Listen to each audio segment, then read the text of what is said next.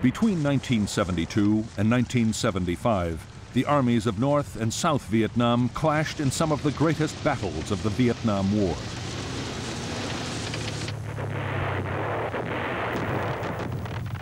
Twice in 3 years, the government of the North launched full-scale attacks against the American-backed South.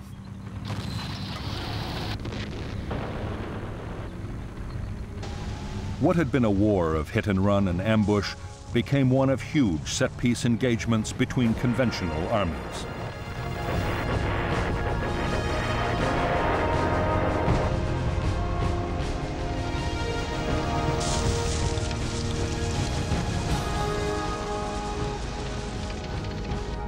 The South Vietnamese army, backed by American air power, repelled the North's first onslaught.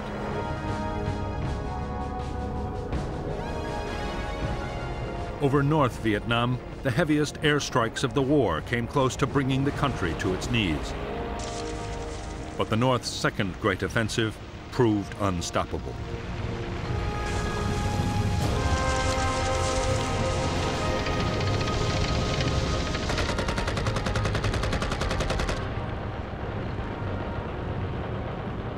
The American strategy had been to arm and train the South Vietnamese to defend themselves.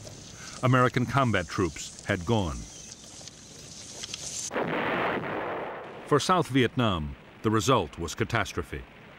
In a fierce campaign lasting 4 months, North Vietnamese tanks smashed their way to the gates of Saigon.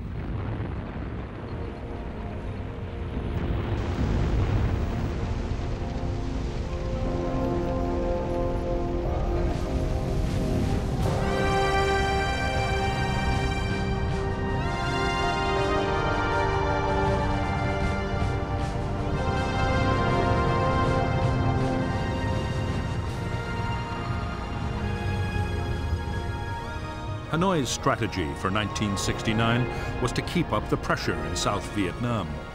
While negotiations were going on in Paris, they meant to improve their position on the battlefield.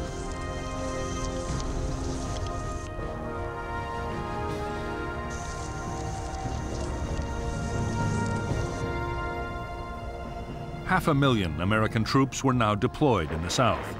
In February 1969, in an echo of the Tet Offensive the previous year, their bases were the targets of a major Viet Cong offensive. 1,140 Americans died. The newly inaugurated President Richard Nixon and his national security advisor Henry Kissinger immediately ordered retaliation.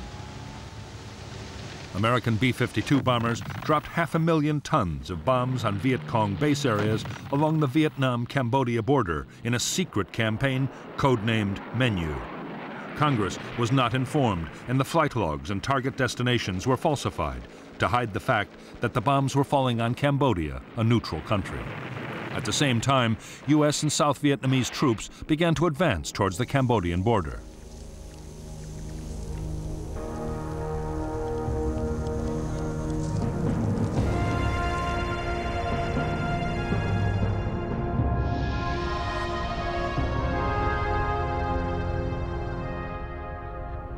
The Viet Cong offensive of spring 1969 had been launched by 4 divisions made up mostly of North Vietnamese Army units.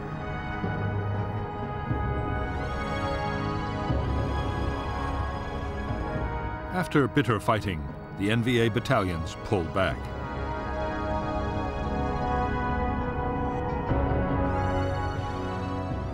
Only local NLF battalions were left behind, and those were ordered to break down into smaller groups.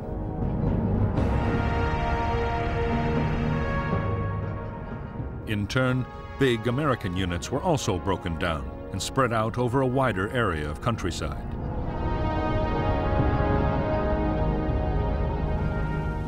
Increasingly, American forces were paired with the South Vietnamese Army for operations in the most heavily populated areas of South Vietnam.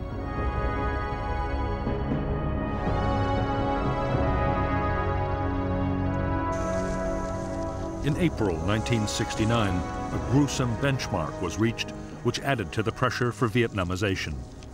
U.S. combat deaths surpassed the 33,629 men killed throughout the Korean War. Increasingly, the U.S. felt it had to ensure that the South Vietnamese army would take control of the war for themselves. The American plan was to help the South Vietnamese government regain control over vast areas of the countryside. The populated areas were swamped with patrols trying to find an increasingly elusive enemy. Often the aim was to draw the Viet Cong into attacking a small unit and then hit back with massive airstrikes and attacks by helicopter gunships. The new kind of war being fought in and around the villages was enormously destructive. American firepower caused heavy civilian casualties and widespread damage. For the NLF guerrillas, the second half of 1969 was a nightmarish ordeal. In less than 2 years, their casualties had been more than 70% in many areas. Food was desperately short as support from the villages faded away, and American patrols interfered with supplies.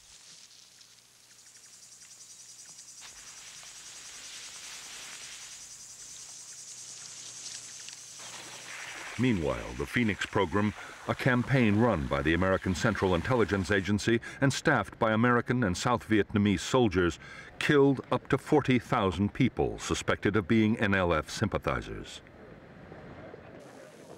Thousands more were tortured and imprisoned. In that year, desertions from the NLF and NVA were over 28,000. However, morale in the South Vietnamese army was no better, with the number of desertions reaching almost 110,000. While South Vietnamese government forces fought to wrest control of the villages from the NLF, American planners turned their attention to Cambodia. Already the secret bombing campaign ordered by the American President Richard Nixon was well underway. Up to now, American ground forces had been banned from mounting operations into Cambodia. The country was legally neutral, and its leader since the 1950s, the flamboyant Prince Sihanouk, had played both sides. Sometimes an ally of the Americans, he also allowed the NVA to route the southern part of the Ho Chi Minh Trail through his kingdom and maintain their base areas along the heavily jungled eastern border with Vietnam. Then, in March 1970, there was a CIA-backed coup to oust Sihanouk. The new government, led by Lon Nol, immediately moved to eject all Viet Cong and North Vietnamese troops from Cambodian soil. Operations by the Americans and the South Vietnamese would follow.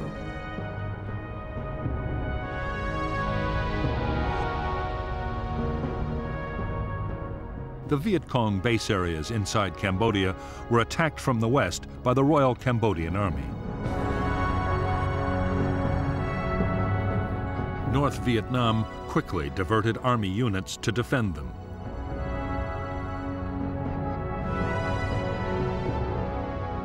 And with the help of the Cambodian guerrillas, the Khmer Rouge, they halted the Cambodian government advance.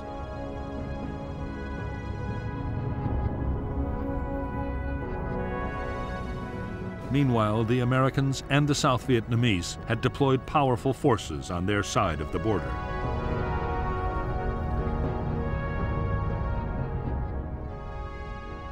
On April 29, 1970, South Vietnamese troops attacked into Cambodia, pushing towards the Viet Cong bases.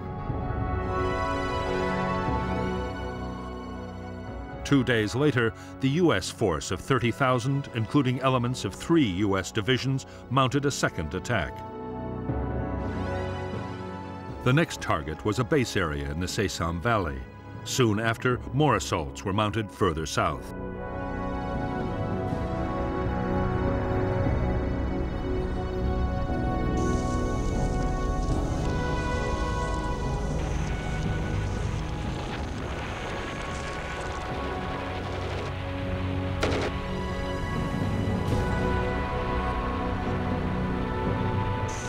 Operations in Cambodia lasted for 60 days. American and South Vietnamese troops uncovered vast jungle supply depots. They captured 28,500 weapons, as well as over 16 million rounds of small arms ammunition and 14 million pounds of rice.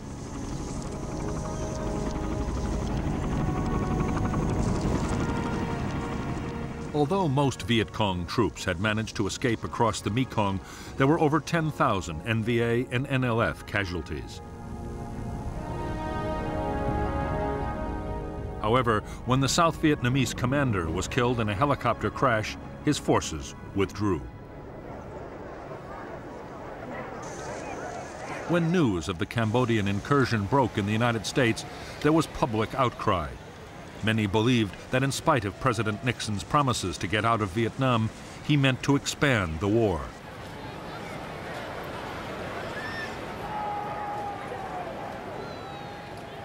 Protests erupted at universities all over the country. On May 4th, 1970, at Kent State University in Ohio, National Guardsmen shot 4 students dead.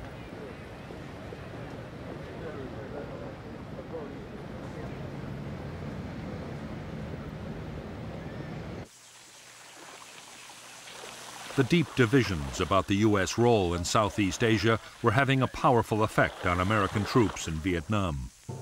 Opinions about the war were divided, sometimes bitterly, as they were at home.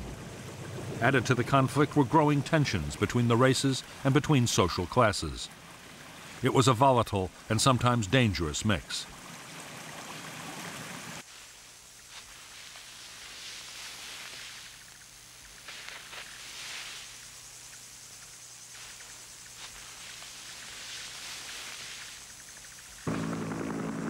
By now, there were few career sergeants and officers still to serve their tours in Vietnam.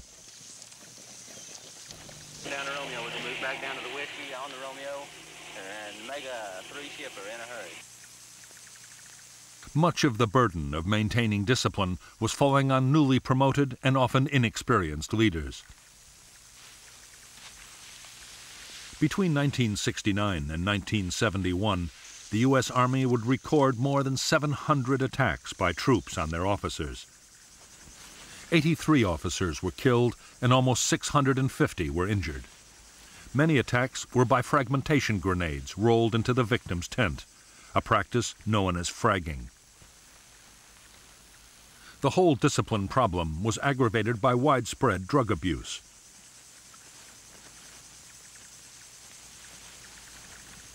In 1971, fewer than 5,000 soldiers needed hospital treatment for combat wounds, but more than 20,500 were treated for serious drug abuse.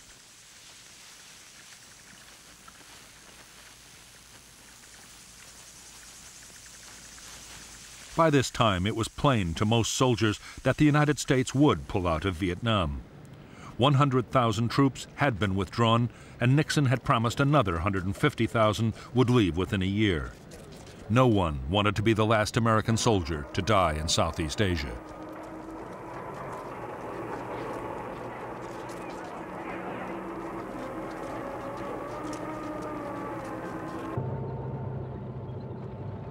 By the end of 1970, North Vietnam had replaced many of the losses suffered in the fighting of the previous year. Their leaders were intent on launching a new campaign, and floods of men and supplies were being sent down the Ho Chi Minh Trail through Laos and Cambodia to South Vietnam.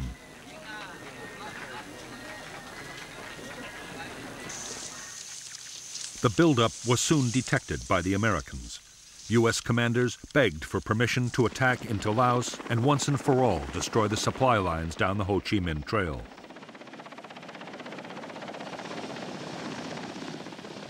Their hopes were quickly dashed. The U.S. Congress banned any American ground operations beyond the borders of South Vietnam.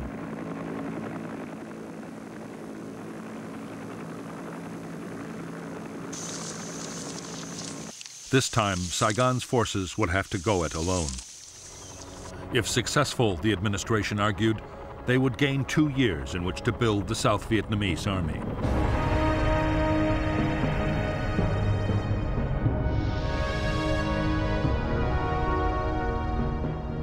The South Vietnamese attack into Laos was codenamed Operation Lam Son 719.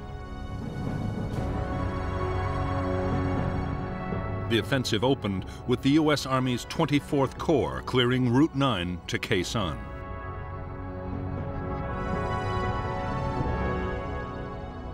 On February 8, 1971, 3 South Vietnamese Army divisions, about 17,000 men, supported by armor and a ranger group, attacked across the border. However, they were advancing into an NVA trap, carefully planned and with well-coordinated defenses.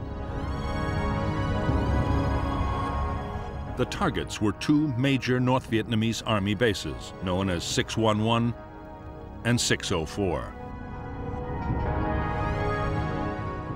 They were defended by over 40,000 combat troops. The South Vietnamese had established a series of fire bases to protect their flanks. The NVA launched fierce counterattacks against these bases and the main advance with T-54 tanks employed for the first time and 130mm guns. Other NVA units moved to cut Route 9, trying to encircle the invading column.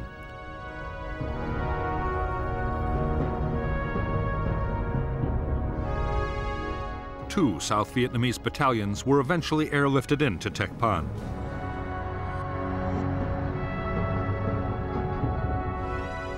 President Thieu assumed command of what became a disastrous operation. And on March 8th, he ordered a retreat. It became a rout.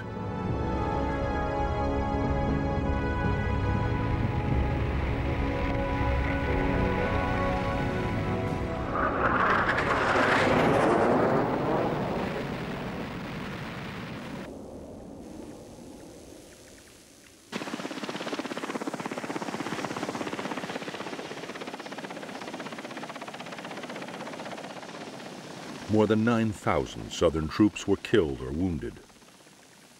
They lost 2/3 of their armored vehicles, and large numbers of helicopters and planes were destroyed or damaged.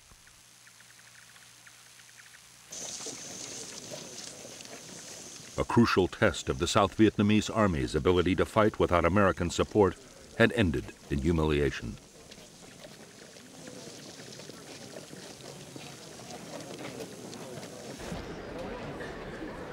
Although the North Vietnamese had crushed the southern offensive, they too had suffered casualties. Defending their bases in Laos and in Cambodia the year before had cost thousands of dead and many vehicles and guns destroyed. Viet Cong units were now ordered to avoid major actions while they rebuilt their strength.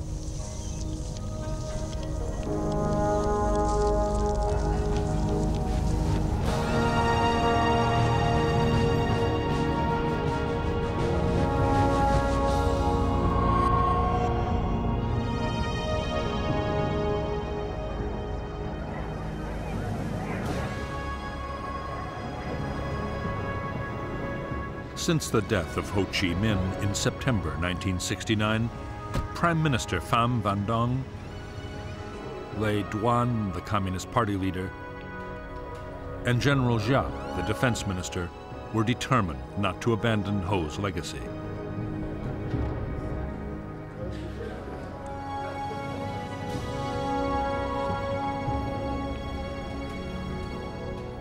The struggle to reunite North and South Vietnam would go on, whatever the cost.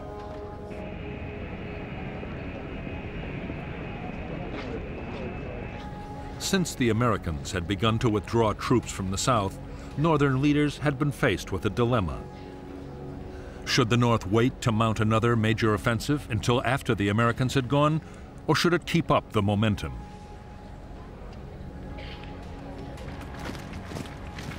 In May 1971, the Politburo instructed General Giap to prepare a new campaign.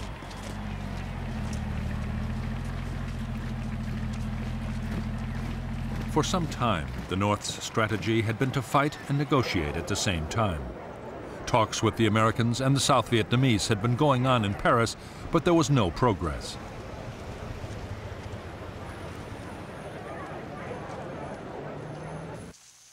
Northern leaders now believed that a victory on the battlefield might break the stalemate. At the very least, it could prove to the Americans that their policy of Vietnamization was not going to save the South.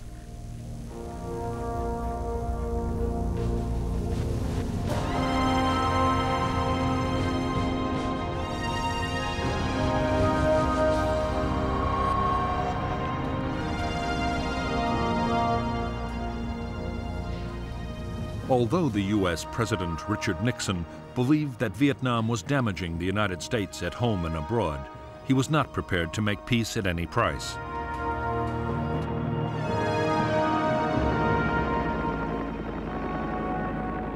Nixon feared a climb down would dangerously weaken America's credibility as an ally in the eyes of the world. South Vietnam had to survive.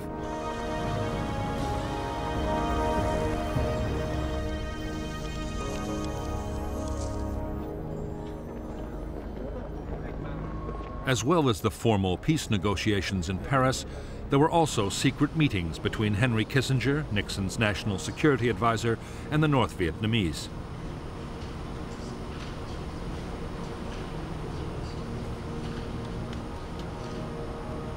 Those talks, too, had stalled, mainly over the future of the South Vietnamese government. The North was insisting that President Nguyen Van Thieu be replaced and that a new government include the NLF. As for Thieu himself, his great fear was that to end the war, Nixon meant to do a separate deal with Hanoi.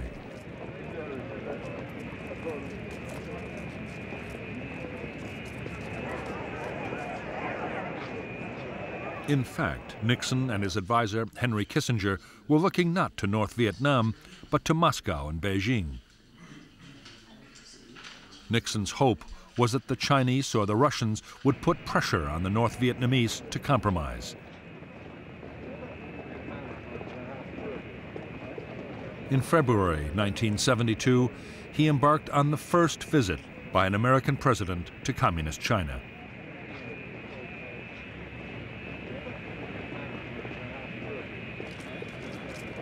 Now that U.S. troops were withdrawing from Vietnam, China's leader, Mao Zedong, increasingly favored an end to the war. He had already pressed Hanoi to step up the search for a solution.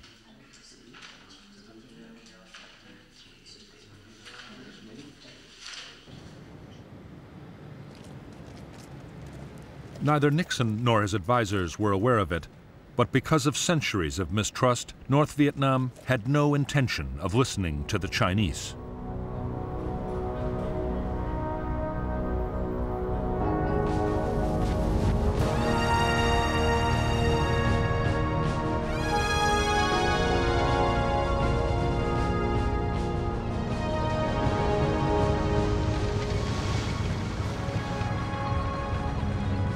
As they planned their most ambitious offensive yet, North Vietnam's leaders knew they were taking a big gamble. There would still be U.S. troops in South Vietnam which could easily be reinforced. The question was, would the Americans send major combat units to save their South Vietnamese allies?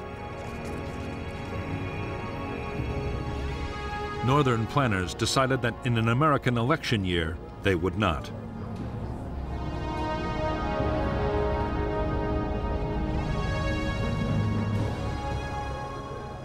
The success of the coming campaign would depend on assembling huge quantities of weapons and supplies.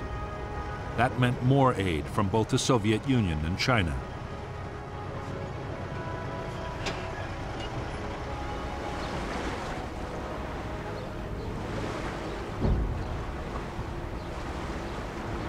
Although by now both superpowers were reluctant supporters of the war, neither was prepared to lose influence to the other. As a result, the North succeeded in getting increased arms deliveries from both Moscow and Beijing.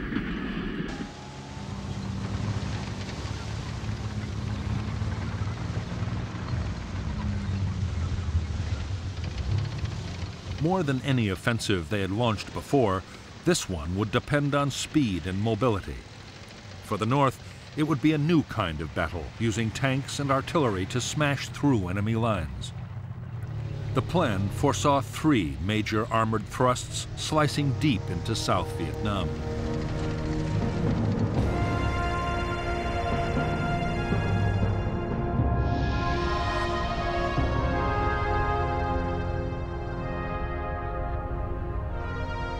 The first North Vietnamese attack would cross the demilitarized zone, separating North and South, and push east from Laos.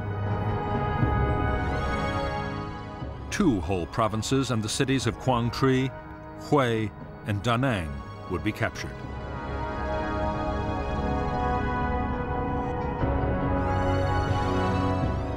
The second thrust would attack through the central highlands to the coast at Quy Nhon.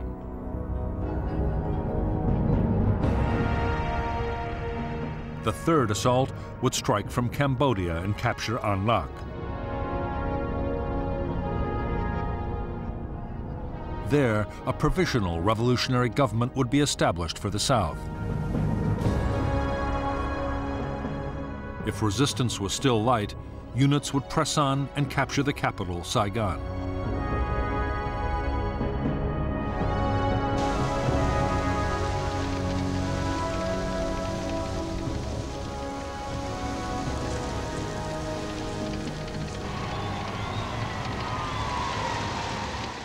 North Vietnamese commanders knew that attacking the south in 3 different places was a risky plan. In none of the attacks would they have an overwhelming superiority of troops over the enemy. However, General Giap believed that multiple thrusts would keep the south guessing about what might come next. Southern units would be forced to stay on the defensive, isolated and scattered. Giap could then defeat them division by division.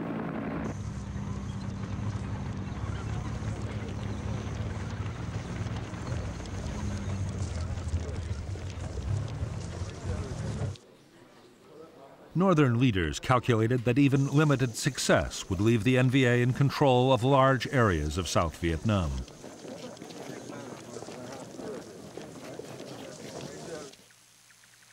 The NLF would then be able to re-establish political control over the countryside. Such gains would be a serious challenge to the Saigon government. At the same time, the North's bargaining position in future negotiations would be improved dramatically.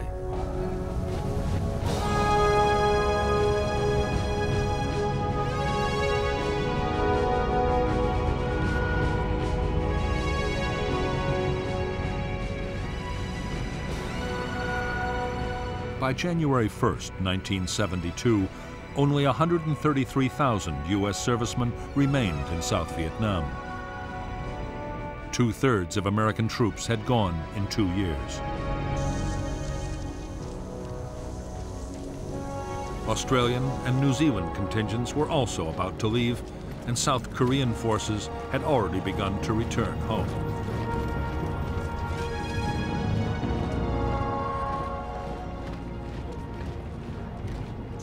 The ground war was now almost exclusively the province of the South Vietnamese Army.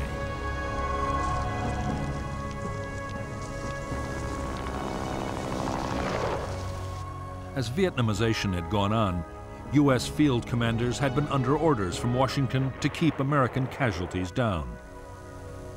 Most operations were now defensive, designed to protect U.S. bases from mortar and rocket attacks.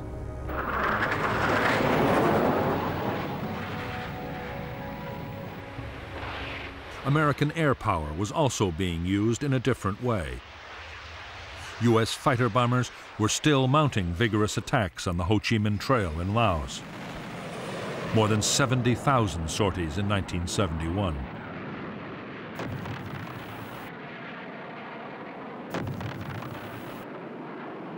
But American air activity in South Vietnam had fallen dramatically.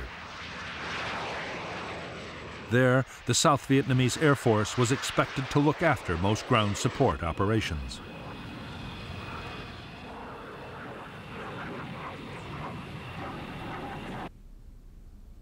South Vietnam's strategy for defending against attack had been devised by President Thieu himself. Thieu believed that any foothold won by the Viet Cong would seriously threaten his bargaining position in the Paris peace talks. As a result, he was determined to defend all of South Vietnam. The only orders he issued to the South Vietnamese army were to hold on to every scrap of territory.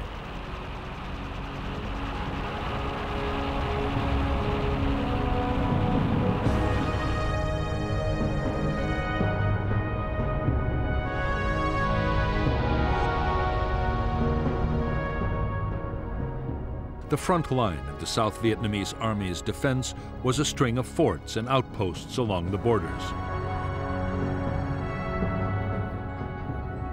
Behind the forts were the Army divisions, but each was responsible only for the defense of territory around its own base.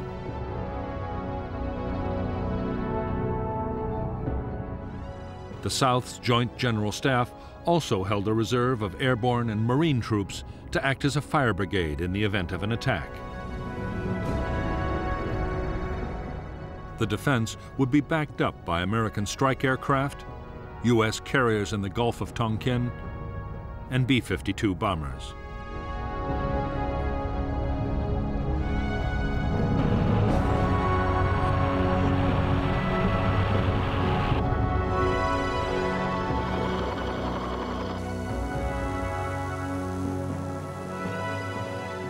For years, the United States had pressed President Thieu to improve the lot of the South Vietnamese people.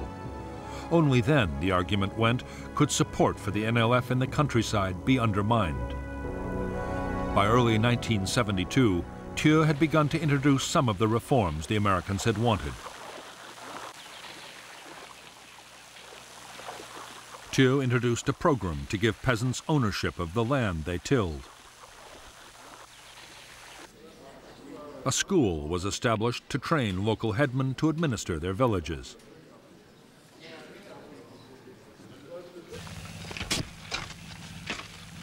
Recruitment to local self-defense militias was stepped up. Thieu's hollow boast was that 97% of all hamlets and villages in the South were under government control.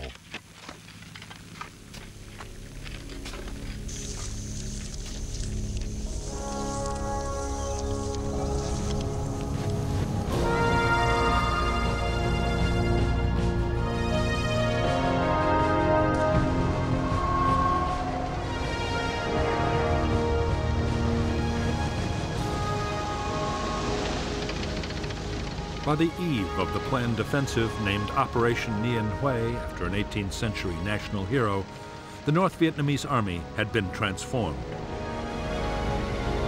It now had fully equipped armored regiments. Artillery forces had been strengthened. From weapons to radios, all the frontline divisions were better equipped than ever before.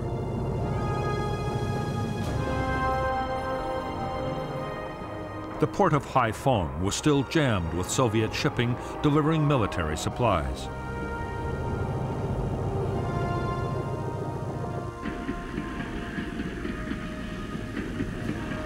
With the American bombing of North Vietnam long over, trains loaded with troops, tanks, and field guns could move with no risk from attack.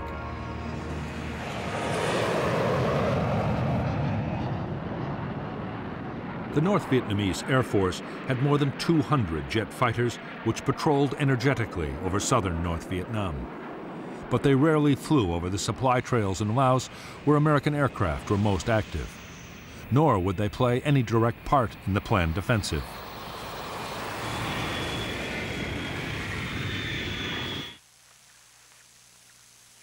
Instead, very large numbers of anti-aircraft guns had been deployed to cover the supply lines and assembly areas.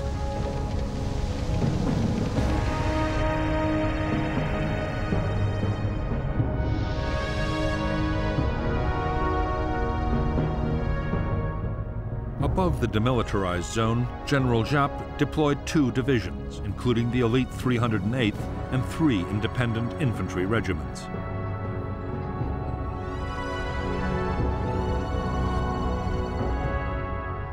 The infantry were backed by tank, artillery, and sapper regiments.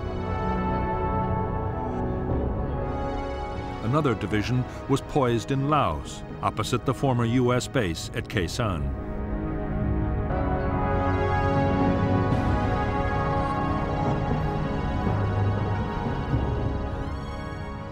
In the early months of 1972, the North Vietnamese infiltrated a division supported by independent infantry regiments into South Vietnam.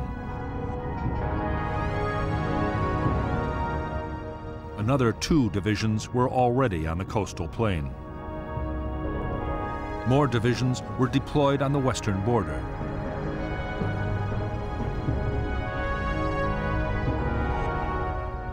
Further south, another formation threatened the Mekong Delta.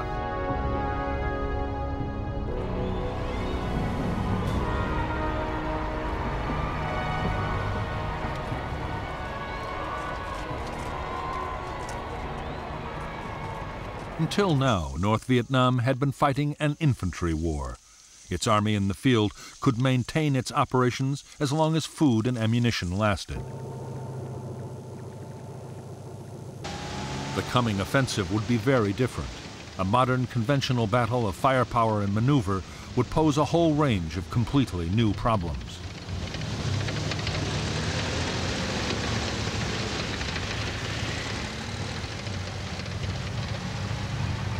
The 125,000 men now massing on South Vietnam's borders would be going into battle alongside over 600 tanks, a bigger army than General Patton had commanded in World War II. The tanks would consume huge quantities of fuel and ammunition.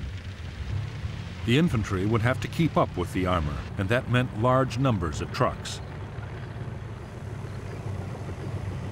The battle would move fast, putting strains on the communication and command systems unlike anything the Army had met before.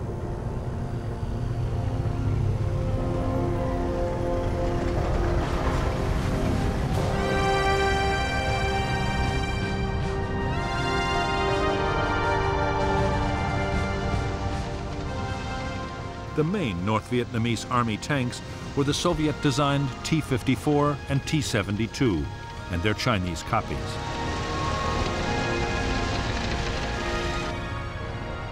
They were armed with a powerful 100mm gun and were highly robust vehicles, easy to maintain on the battlefield.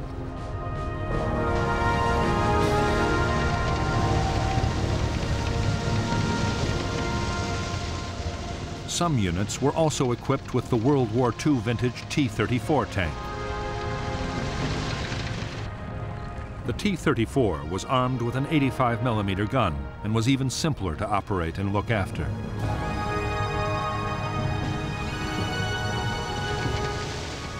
Like the T-55, it could fire either armor-piercing or high-explosive shells.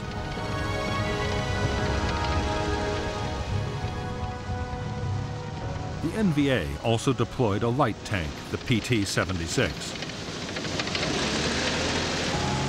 It was armed with a 76mm gun, and it was amphibious. The ability to cross rivers and canals would make it a especially valuable weapon in the lowlands of South Vietnam.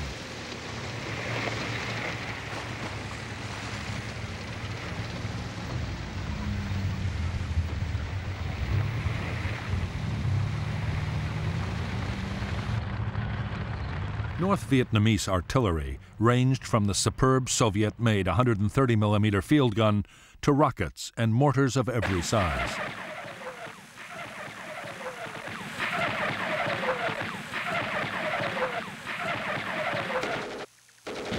All infantry units had their own air defense artillery and machine guns. There were also specialist air defense units.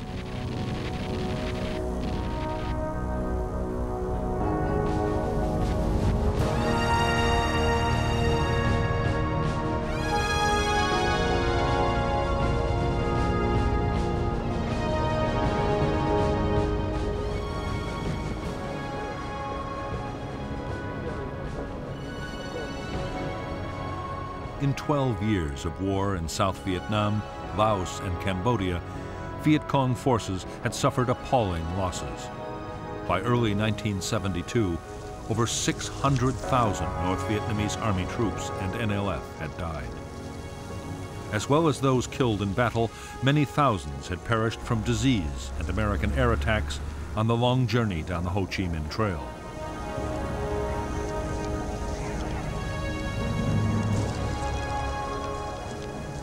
In North Vietnam, a severe manpower shortage meant the gaps in the NVA's ranks were not being filled.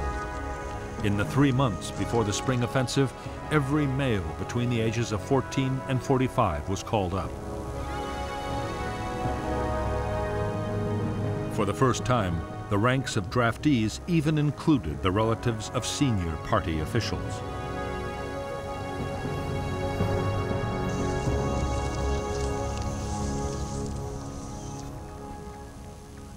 The NLF in South Vietnam was also suffering a manpower crisis. Saigon government troops and officials seemed to be everywhere, making it difficult for NLF recruiting teams to operate. Even the ranks of local guerrilla units were being boosted by North Vietnamese regular troops.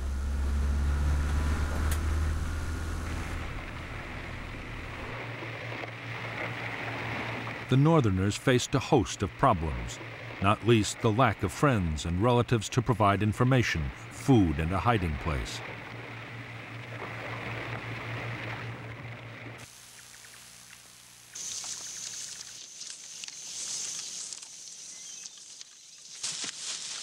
The ever-increasing dominance of the North Vietnamese over the NLF was causing real tensions in Viet Cong units. Many NLF members believed the North no longer saw them as equal partners.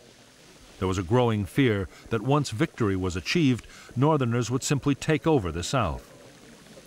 In every unit, political officers worked hard to ease friction between NVA troops and their Southern comrades.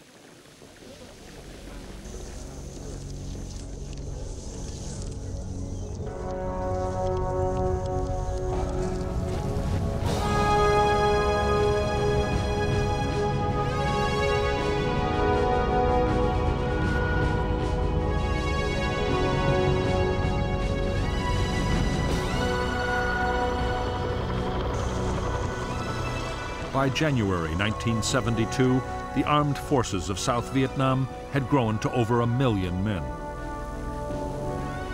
The Americans' Vietnamization program was in full swing, with a massive equipment and training effort. The Army's supply and logistics system was also being built up to cope with a whole new scale of operations.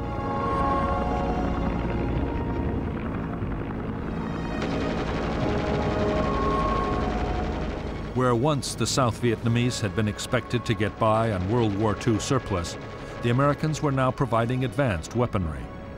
The infantry got nearly 1 million M16 rifles and 20,000 machine guns. Heavy weapons included 400 new tanks and 2,000 howitzers, while the Air Force was built up to 2,000 planes. It would soon be the 4th largest air force in the world.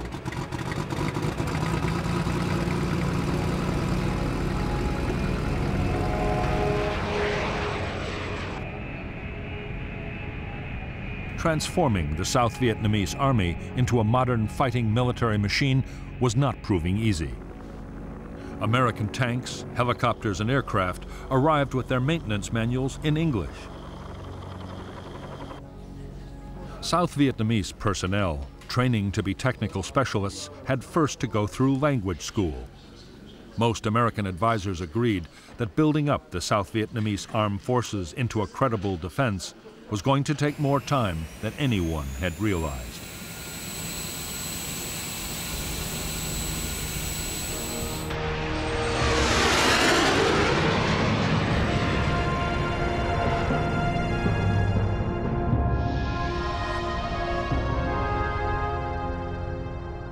South Vietnam was divided into 4 military regions, each the responsibility of an Army corps.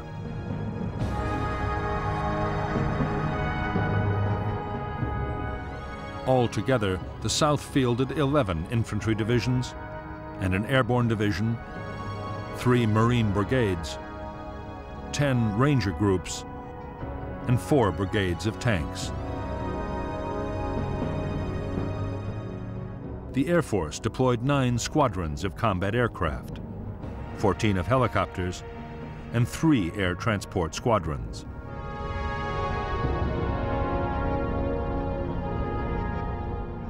U.S. Army combat forces were now down to a handful of units at Da Nang, around Saigon, and at Can Tho in the Delta.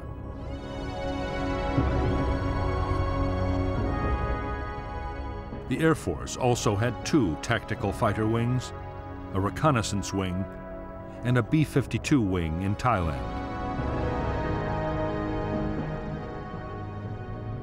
The Navy carriers Hancock and Coral Sea were still on Yankee Station in the Gulf of Tonkin.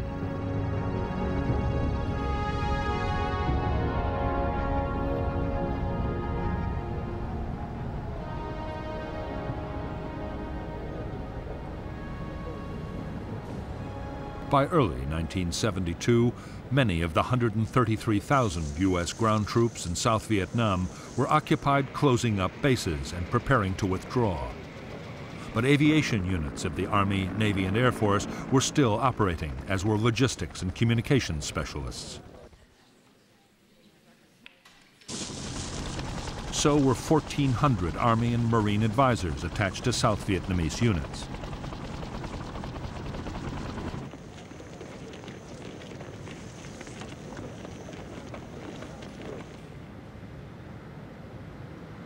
In spite of American protests, most of the South Vietnamese Army's infantry divisions were static defense forces.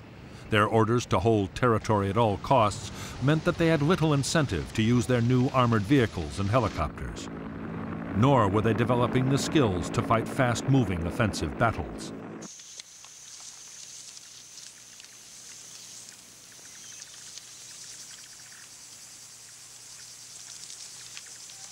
Because the Army's infantry divisions had their own territory to defend, they had grown increasingly settled. The divisional bases were soon surrounded by shanty towns as soldiers' families set up home close by.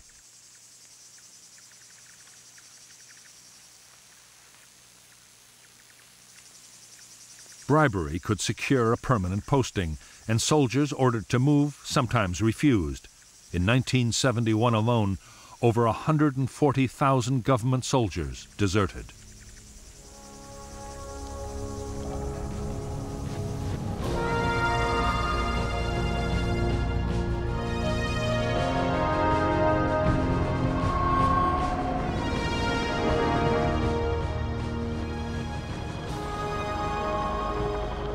In the battles ahead, Southern forces would be faced with large North Vietnamese armored formations for the first time in the war. For the infantry, the main defense was the Law, the light anti-tank weapon. It was a one-shot disposable launcher which fired a shaped charge rocket. It was already highly valued by the troops for destroying bunkers and fortified positions.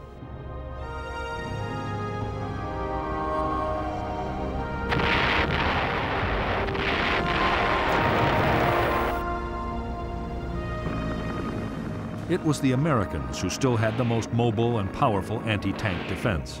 The TOW was a wire-guided anti-tank missile, often mounted on a helicopter gunship. It had a range of more than 3,000 meters and was highly accurate.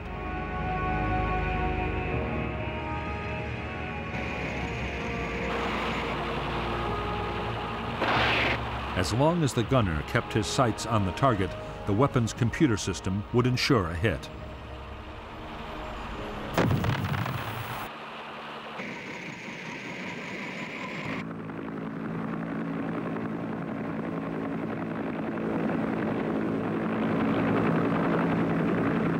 The most effective helicopter gunship in American service was the Huey Cobra. It was a revolutionary design. The gunner sat in front with the pilot above and behind. The Cobra was fast, able to fly at over 200 miles per hour and highly maneuverable.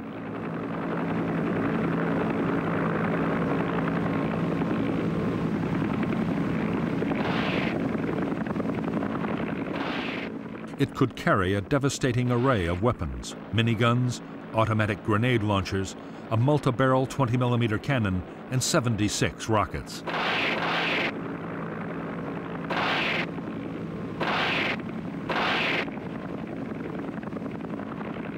American gunships and the South Vietnamese Air Force's attack planes would provide most of the support for ground troops. However, vastly more destructive American air power was always present in the background. B-52 bombers, some able to carry over 31 tons of bombs, were still attacking targets in Laos and Cambodia.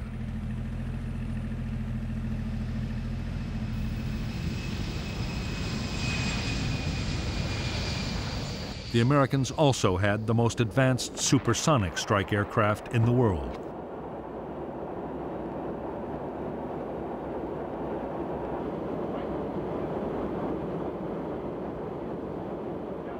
The F-111 had a unique swing-wing design.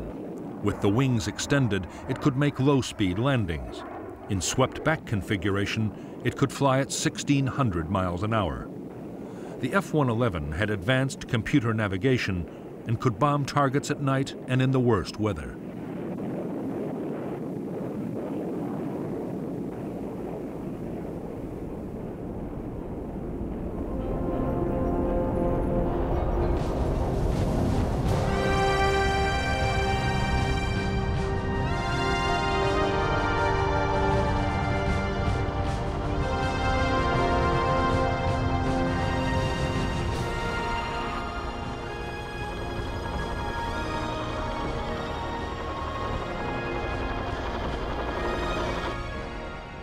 Most major South Vietnamese Army units still had American military advisors. They were usually career soldiers, many on their second or even third tour of duty in Vietnam.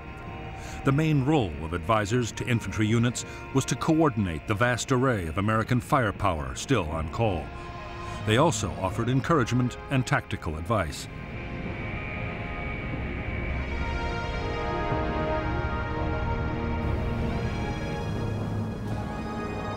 In some units, the advisor's presence had an unforeseen drawback. Many South Vietnamese field commanders came to rely heavily on the Americans' military skills.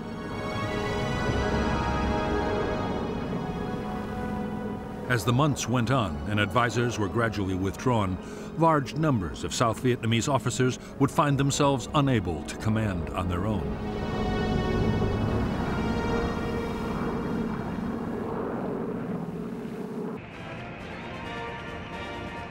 For years, one of the biggest American complaints about their allies was the way promotions were awarded in the South Vietnamese Army.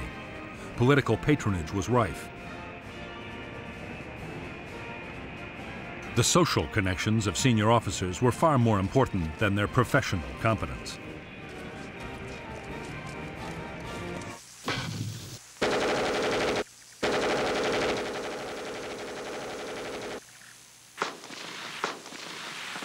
There was one unexpected plus in the way that South Vietnamese Army promotions worked. Officers lacking political influence could stay in combat units for years. As a result, by 1972, many of the South Vietnamese Army's frontline formations were led by highly experienced and battle-hardened men.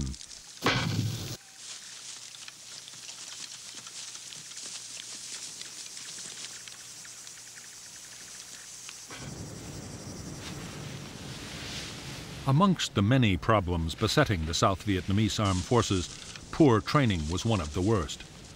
Army culture held training in contempt. When the military schools requested combat-experienced instructors, most frontline units unloaded their worst men. As a result, some training units failed to produce soldiers with even the most basic military skills.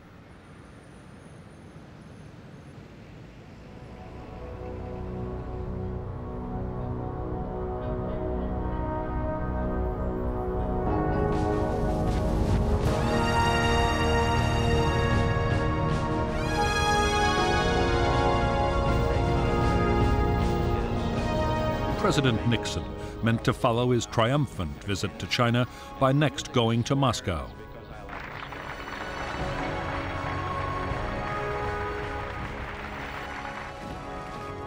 Hopes were high that relations between the world's great powers were entering a new era. In fact, events in Vietnam were about to threaten the whole plan. Since the American bombing of North Vietnam had ended in late 1968, U.S. reconnaissance activity had been intense.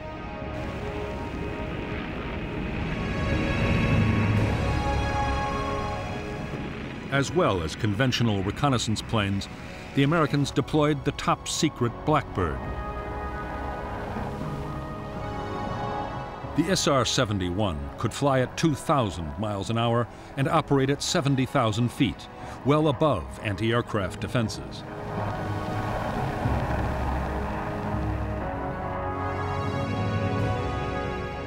By the opening weeks of 1972, reconnaissance pictures of southern North Vietnam, as well as the border areas of Laos and Cambodia, had shown a dramatic communist buildup.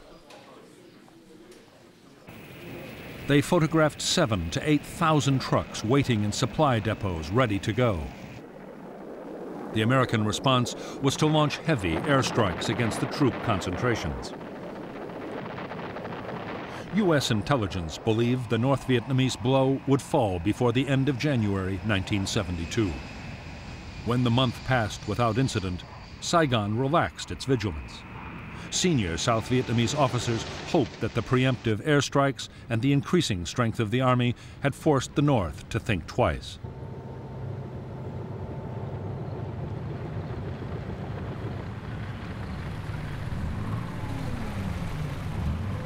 So confident were the Americans that the U.S. Defense Secretary, Melvin Laird, told Congress that a major communist offensive was not a serious possibility.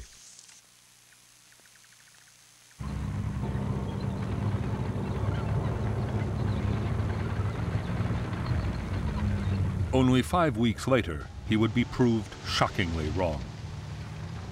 By late March 1972, in hundreds of North Vietnamese Army command posts and dugouts, the countdown had already begun.